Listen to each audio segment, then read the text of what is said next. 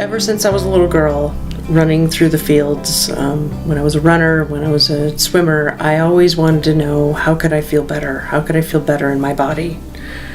And I played field hockey in college, and I studied biology, always looking for, how does our body work? How do we tick?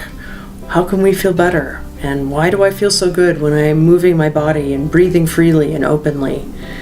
And then I started to wonder, well, how does that impact how my brain feels and how my moods are affected by how my body is working?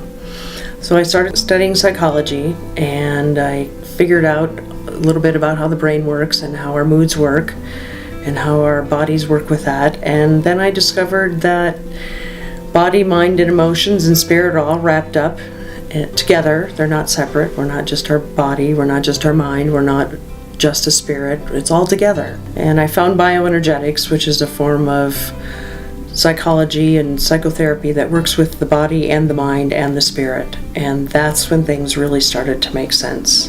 And I love how working with people with their body, with their mind, with their emotions and their spirit, those kinds of things really work together well. And that's the kind of work I love to do with people.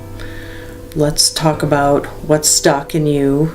Why aren't you breathing? And why are your shoulders held up like this? Why is your gut tight that way?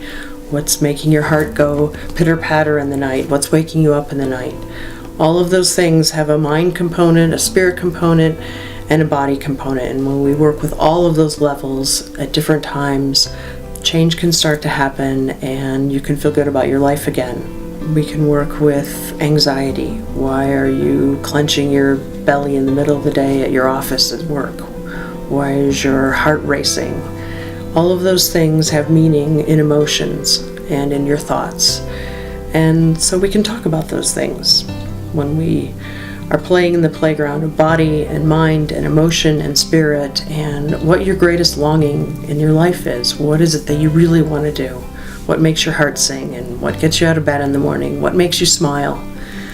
What is that you're wanting in your relationships? Or maybe it's a change in your work.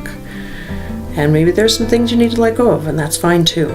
But when we roll all that together and looking at all of those on the playing field of moving forward and what's your next best thing, what's your highest calling in your life, then that work is exciting, and that's the work I love to do with people, and that's the work I enjoy. And I look forward to talking with you about how we might work together on the playing field of your body, mind, spirit, and emotions, all with the eye to, where do you want to go next? What are you going to do next?